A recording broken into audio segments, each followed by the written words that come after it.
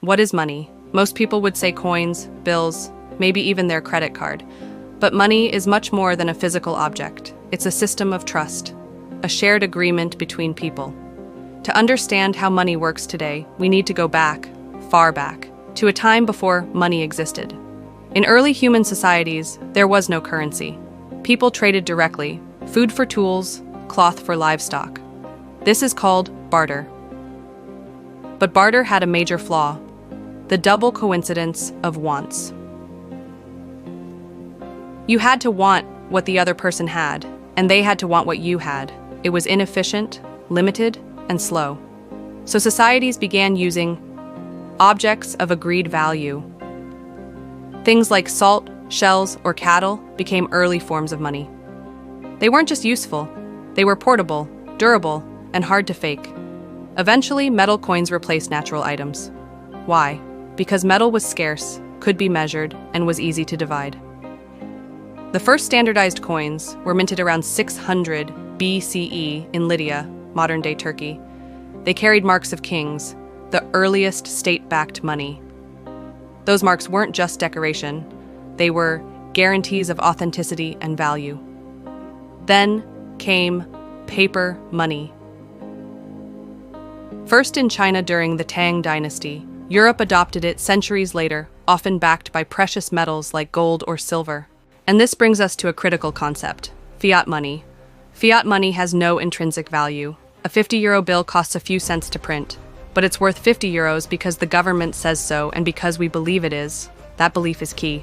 Because without it, money collapses. That's exactly what happens in hyperinflation.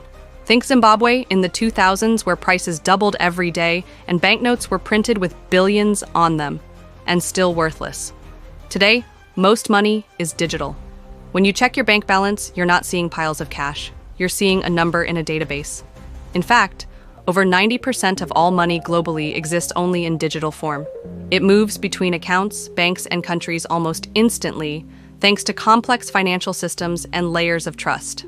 But this digital age brought new questions. Who controls this system? What if the trust breaks down? In 2008, the world faced a massive financial crisis, driven by risky lending and weak oversight. Banks failed, economies collapsed, and for many people, trust in the traditional system was shaken.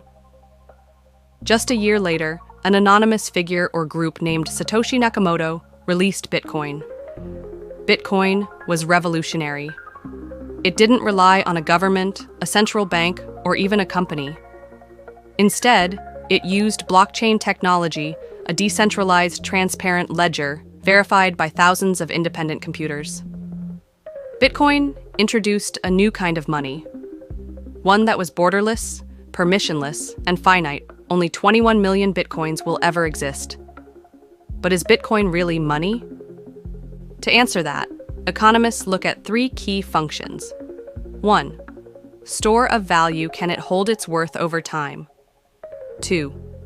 Medium of exchange. Can it be used to buy goods or services? 3. Unit of account. Can it be used to measure value and compare prices? Gold checks all three. So, do most national currencies. Bitcoin? It's a work in progress. It's volatile, its price can rise or fall dramatically in hours. But it's also resistant to inflation, unlike fiat currencies that can be printed endlessly. Some see it as digital gold, others as a threat. Governments are still debating how to regulate it, adopt it, or compete with it, and new forms of money are emerging too. Stablecoins linked to national currencies, CBDCs, central bank, digital currencies, and even programmable money in smart contracts. The story of money is not over. In fact, it's evolving faster than ever. From salt and silver, to paper and pixels, to private cryptography and public ledgers. Money is no longer just what we carry in our wallet. It's what we believe in, what we trust, and what we choose to use. And that choice will shape our future. Because in the end, money only works when people agree that it does.